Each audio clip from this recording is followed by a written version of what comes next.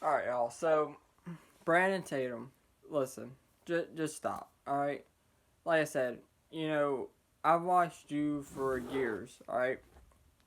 And I would say 99% of the time, alright, I agree with what you're saying in your videos, alright? But your last two videos, no, alright? You're wrong. Simple as that, alright? So, um, you're saying you have firsthand info on shooting and all this and blah blah blah, alright? So let's take things from the top, alright? So number one, you say you're ex police officer, alright? And that's probably true, alright? I'll give you that. I do believe you were a ex police officer, alright? Now that being said, alright, you're talking about the officers there, because everybody's calling out the officers, which they rightfully should, because they just sat there for 40 minutes to an hour, whether you want to admit that or not, you don't. Anyways, alright, so you're saying all these people calling out the officers don't have a clue what they're doing, they never put on a uniform, alright, so what about the officers that are calling out the other officers? What about them? Are they wrong also? Because there are a numerous amount of police officers that are calling out the actions of these officers. What about them? Does their opinion still matter? Alright. Number two. So you yourself said that there were sporadic shots during the whole event. Alright. And before police even got there was over 100 rounds fired. And I believe that there probably was over 100 rounds fired by the time they already got there. But there were still shots being fired as they got there. Alright? So, you're claiming that they ran in and they were fired upon. Alright? And then it turned into a barricaded situation. Alright? The chief of police got on there and said they handled it wrong. That the officers handled it wrong. Alright? So, I'm pretty sure the chief of police has more insight on this and has more info on this than you do. Alright? He's come out publicly and said they handled it wrong. And it should have been handled differently. Active shooter, these policies go out the window, they go in there to kill a person. Simple as that. Alright? I mean, it's that simple. When you have an active shooter, especially at an elementary school, you should not be waiting for resources. You should not be waiting for additional officers. Alright? And if it wasn't for this one Border Patrol agent, more officers would have got killed. I mean, more children would have got killed in this situation. More teachers would have got killed if it was not for this one Border Patrol agent going in there. Alright? Simple as that. There would have been more deaths. Alright? So while y'all out there waiting for shields, waiting for additional officers, not to mind you, there were 19 officers on scene, which the chief of police said in his press conference yesterday. 19 officers on scene. Not a single one of them went in. They were waiting on more equipment or a shield or whatever case may be, alright? And everybody's, some people are saying, well, they didn't have ARs, they didn't have long guns, they didn't have shotguns, alright?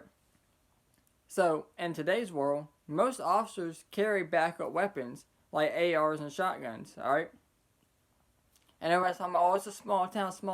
That doesn't matter.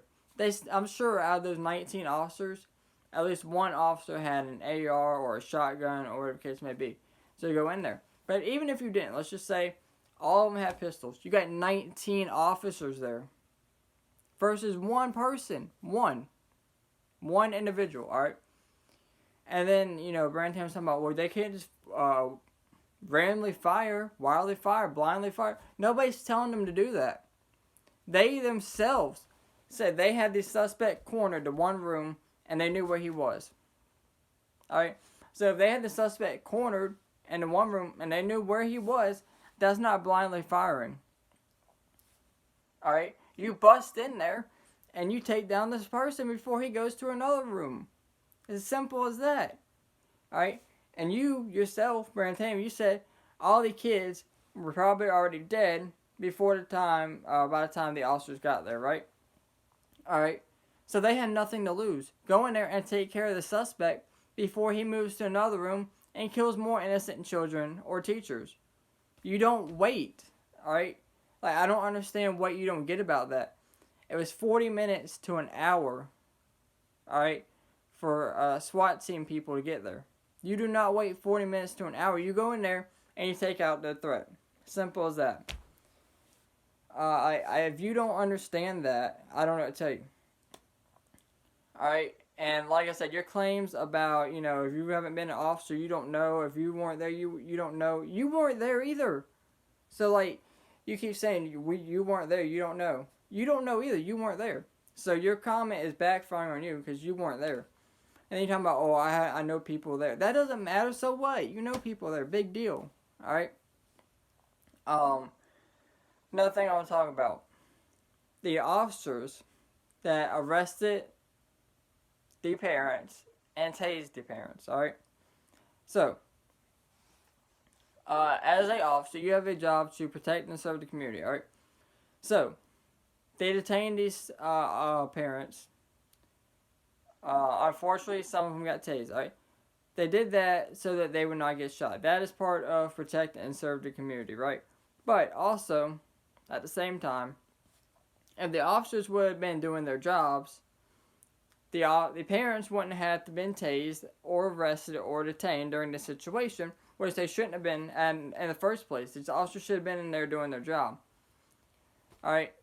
So, you have parents begging you, go inside, go inside, go inside, please go inside. Nobody moves. You have children. The children are inside the school, calling 911 dispatchers, calling police, begging them to come in. What do? Nothing. You do absolutely nothing. How is that, like, some of these kids bled out. Doctors have come out and said some of these kids have bled out, and they could have been saved if the officers were in there.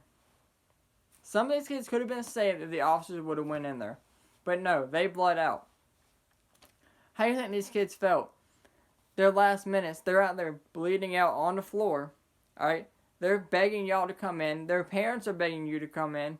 You don't go in. And they spent their last minutes thinking that y'all are going to come in there, help them, and everything's going to be okay. But no. They end up dying, bleeding out on the floor because y'all didn't go in there. Alright? So yes, the officers are cowards. Alright? And they should all be fired from their jobs. Simple as that.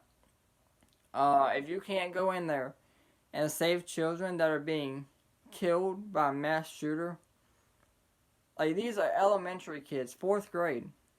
If you can't go in there and stop that, or you're too scared, or you're too much of a coward, or whatever the case may be, to go in there and stop that, then yeah, you don't need to be a police officer, and you should just leave your job. Simple as that. Honestly, I don't know how you could live with that. You're out there and you know these kids are getting killed. I don't understand. And like I said, your chief of police has come out and said that they handled it wrong. So, I mean, I'm pretty sure he has the most information. Anyways, with that being said, let me know what you guys think down in the comments below. As always, thank you all for watching, and I'll stay safe out there.